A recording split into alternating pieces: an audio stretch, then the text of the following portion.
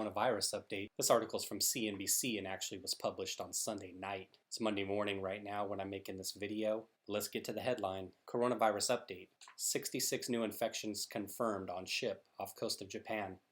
Death toll is now at 908. China's National Health Commission said it confirmed 3,062 new cases and 97 additional deaths, mostly in Hubei province. As of Sunday night, the government said a total of 40,171 cases have been confirmed and 908 people have died in the country. The coronavirus has killed 2 foreigners, a U.S. citizen and a Japanese national, China's Ministry of Foreign Affairs said on Monday. And this is kind of a change from the information that we had heard yesterday, where they were claiming that new cases were slowing. So as you see here, the numbers have jumped up quite a bit. 3,062 new cases and 97 deaths. I had read elsewhere that that was a record for deaths in a day. Let's read on though. In the United Kingdom, there are 4 new coronavirus cases, bringing the country's total to 8. The UK confirmed 4 further cases of coronavirus, bringing the total number of cases in the country to 8. The new cases are all known contacts of a previously confirmed UK case, with the virus passed on in France. The Department of Health and Social Care said in a statement on Monday, the patients have been transferred to a specialist NHS centers in London, and now we are using robust infection control measures to prevent the spread further of the virus. This is the part that got me. Earlier in the day, the UK declared the coronavirus a serious and imminent threat to public health in the UK. That was another part of it that I had read in a different article, another part of the quote. But imagine they've got 8 cases now, 8, and that's compared to over 40,000 in China, and they're out here declaring it serious and imminent. It shows that some countries don't mess around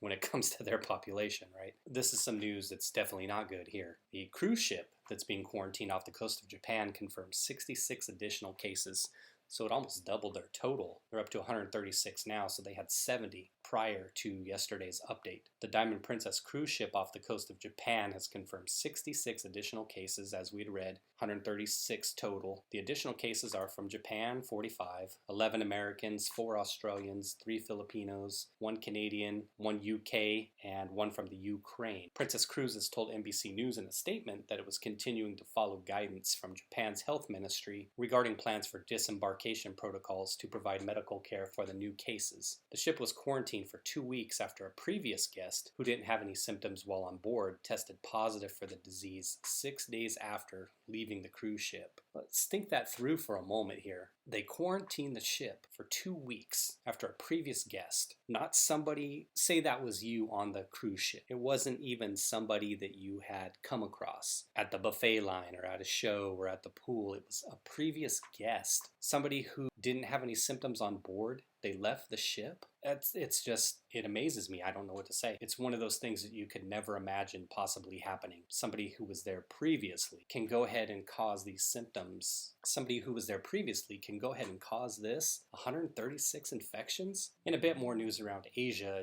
and around the world, Singapore supermarkets see empty shelves as people stocked up on supplies over the weekend. I got a photo here. You can take a look here. Supermarkets in Singapore's Tanjong Pagar neighborhood, part of the city-state's central business district, had largely been replenished by 11 a.m. following a rash over the weekend which saw shelves cleared and queues snake out the door as residents rushed to stockpile goods. Shelves of household goods such as toilet paper, cleaning products, and pet food remained bare, but the sense of panic appeared to have been abated. They say here it all stems from a run in Hong Kong, but it's interesting to note when you're reading through the list here. Toilet paper, cleaning products, you get it, and then pet food. Interesting that people choose to prioritize what they do. The food there seems to be in full supply, but pet food is something they've decided to run out to the supermarket and get. Priorities, I guess. In other news, Airbnb said it has suspended bookings of all listings in Beijing, with a check-in date from February 7th to February 29th, in guidance from local authorities for the short-term rental industry. Airbnb, in a statement to CNBC, said it will refund and support guests who had canceled reservations. Okay, we know that, and you better. And we will continue to work diligently to build programs that better support our community hosts. What are they talking about? What are they even talking about? What does that have to do with anything? What a dumb statement.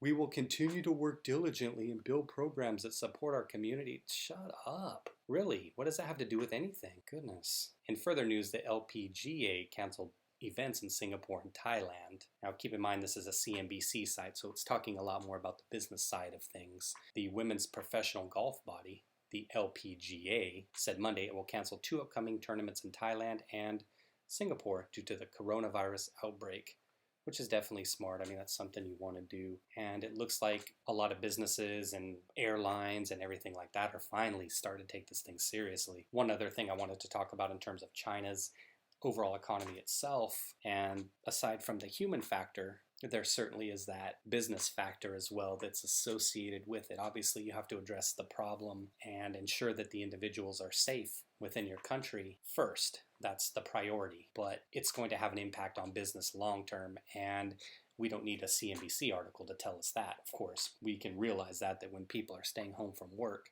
productivity is going to decrease and things are just going to head south. So Chinese authorities initially said factories would reopen Monday. I guess what they had done was they extended the holiday for a lot of people due to their Lunar New Year. They kind of extended it out for everybody because of this. So what they said here was a lot of the country's factories aren't going to go ahead and open up today, which they were expected to, and wouldn't you be scared to go into work anyway? In Guangdong province, China's original manufacturing belt, there has been no official notice on when factories should reopen. Many localities instead are urging companies to stay shut until March 1st. A clothing manufacturer in Shenzhen told CNBC he had been instructed by local officials that he could not reopen his factory until he received permission from authorities. He said he is still waiting to find out what documents he needs to submit to receive his permit. So again, back to the top, just to kind of put a bow on everything here for today's update. And again, this is the numbers as of Sunday night. There'll be another one Monday night.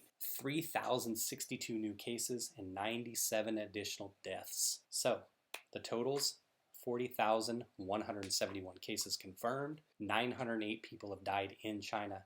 And I had read elsewhere in another article, it might have been a New York Times article, it said something about that there were 23,000 plus cases that were potential cases. They weren't confirmed, but they were potential cases. So take that for whatever it's worth. That's the New York Times. So again, a huge jump in the Sunday night numbers from the numbers of earlier Sunday morning. We had been told that cases were slowing down, like I had read off in my previous video, but that appears to not be the case. So it's going to be interesting to see what the numbers look like over the next few days, the next few weeks, just to see if we see this trend again of 3,000 new cases, 100 deaths per day. It's going to be interesting, but let me know what you guys think in the comments. What precautions are you taking? What precautions should we be taking here? I hear a lot of people talking about preparations. Have some water, have some food that can be cooked easily. People talk about beans and rice, just basic stuff. It's not like we expect any kind of outbreak here, but other people I've been listening to, they've been talking about having the basics just in case. And you can't go wrong with any of that stuff, right? Basic preparations. I don't know. Are any of you guys doing anything? Guys, gals, are any of you guys or girls doing anything out there preparation-wise? Are you stocking up on anything?